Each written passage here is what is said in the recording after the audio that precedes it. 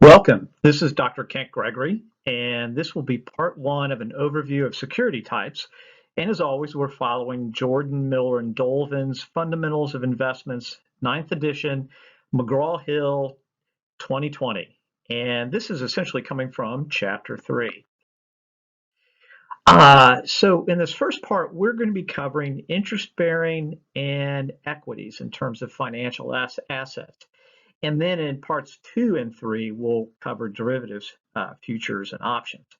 So the interest-bearing financial assets, we have money market instruments and fixed income securities. Equities, we have common stock and preferred stock, and derivatives, futures, and options. So interest-bearing assets, money market instruments. So definition in one phrase, money market instruments are debt obligations of large corporations or governments with an original maturity of 1 year or less. These are essentially IOUs sold by large corporations or governments to borrow money.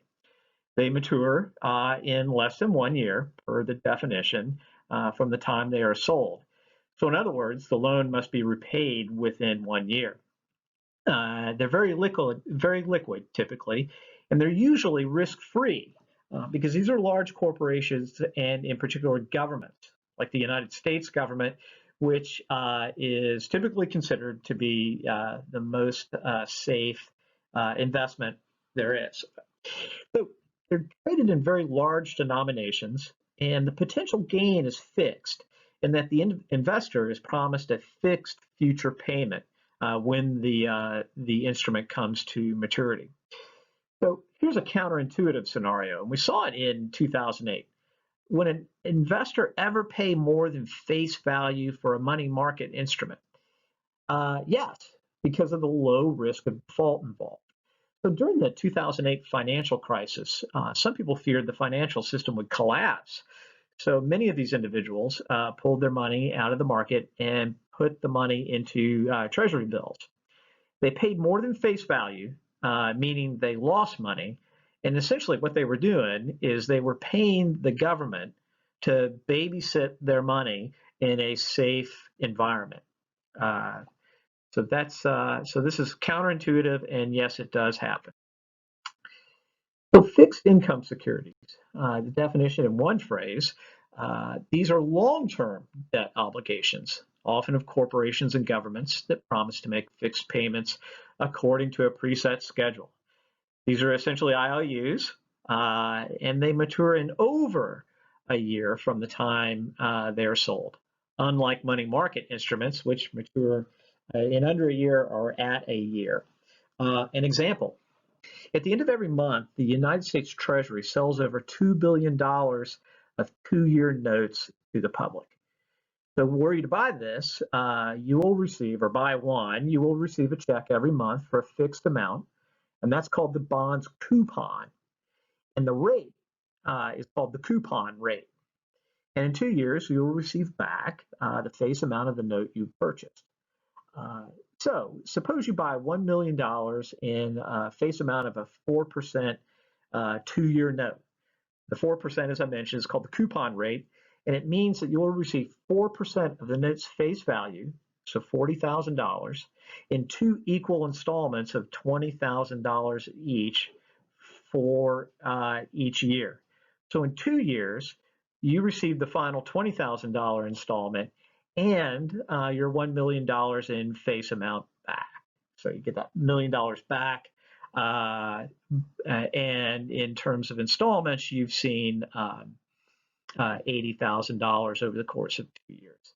Another example, suppose you buy $100,000 in face amount of a just issued 5-year Treasury note with a coupon rate of 5%.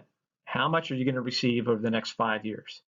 So you'll receive 5% of $100,000, so $5,000 per year in 2 semi-annual installments of $2,500 each. So at the end of 5 years, you'll receive the final installment of $2,500 plus your $100,000 back. So in sum, over the course of 5 years, you'll receive $25,000, so 5 times 5,000 plus your $100,000 back. So a note here, current yield is not to be confused with the coupon rate. The current yield is the bond's annual coupon rate, or the annual coupon divided by the market price. Equities. So equities are divided into common stock and preferred stock. So common stock represents ownership in a company, and as an owner, you have the right to your pro rata share of whatever is paid out, not paid out, and you have voting rights. And as the book points out, if you own 1,000 shares of IBM, a not insubstantial amount of shares, you own approximately 0.0011% of IBM, which actually is a very insubstantial amount. And that's just because IBM has a lot of outstanding shares.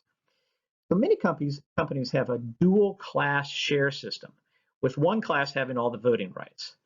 The voting class shares usually are held by the founding owners. This allows them to retain control of the company they founded. Recently, voting class shares, and this is recently as of September 2020, voting class shares have a sunset provision where all shares revert to the normal one share, one vote structure. Preferred stock, as opposed to common stock, also represents ownership in a company, but it's different. The dividend for preferred stock is usually fixed, and the company must pay this dividend to the preferred shares before any dividend can be paid on common stock. And in the event of liquidation, preferred shares have a particular face value and are going to get paid first. Now, the dividend can be skipped at the discretion of the company's board of directors, but no dividend can then be paid to common shares. Some preferred stock is cumulative, meaning that any and all skipped dividends must be paid up before any dividend can be paid to common shares. So that handles interest-bearing investments and equities. And part 2 will be coming up next. Thank you very much.